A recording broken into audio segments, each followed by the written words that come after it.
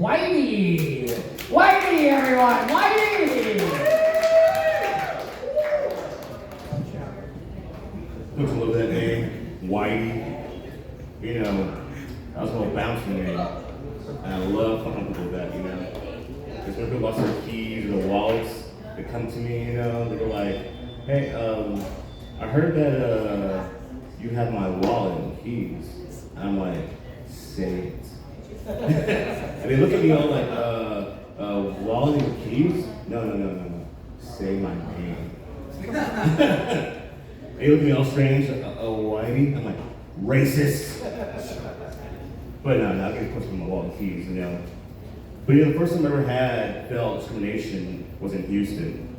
I was outside watering my plants, having a good time, and this young lady, she was white, was jogging in front of my house. She tripped, sprained her ankle. So, you know, being polite as I am, I walked up to her and asked her, do you need help? And she said, yes. I'm like, where's your car at? She tells me where it's at. So I carried her to my car, put her in the car, and by the time we leave and drive away, but around my house, she looks at me and asks, right in my eyes, are you going to rape me? And I'm like, what the fuck? Am I going to rape you? So I looked right back in her eyes, stopped my car with my house, and said, yes.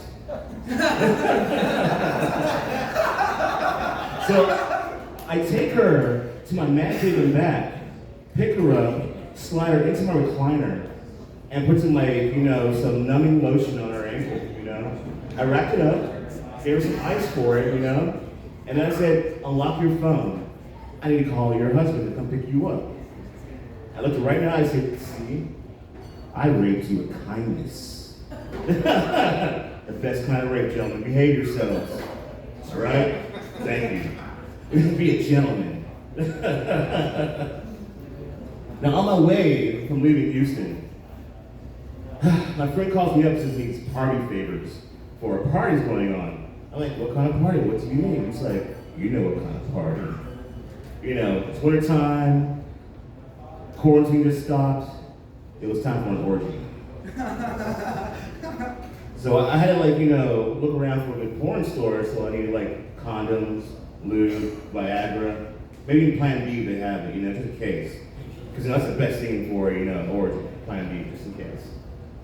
So I see this porn store that's Penny Arcade. I'm like, Penny Arcade at a porn store, what the fuck is that? All in front is full of cars and trucks. So I park, I go inside, and there's nobody inside. Except for the clerk and somebody I couldn't see. So I round the corner, and right there is a little man. Not a kid, but a midget, right there. I went up to the counter to ask him, for my supplies. The midget's like, I need one for the theater. I'm like, a theater in a porn store? What's going on here?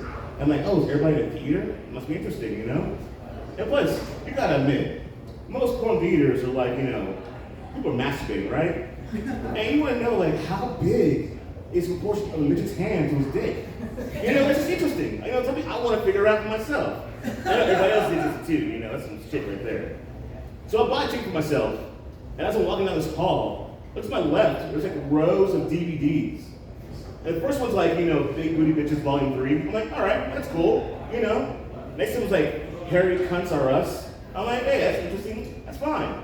But then I felt it was just warning me as it went down. It went from that to midget lust to straight lesbian porn, and then straight up gay rough porn. Nasty rough porn. So I go to the D theater, and I get blinded by this light from the theater screen. It's so dark in there, and all I can hear is.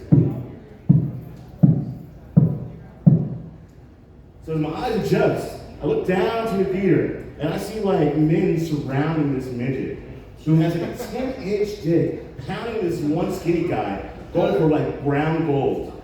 And we're all surrounded because they have masks on, and they're just masturbating to rhythm, full rhythm. I'm like, this is way too much for me. It's time to leave. As I turn around, this person comes up behind me and says, are you next?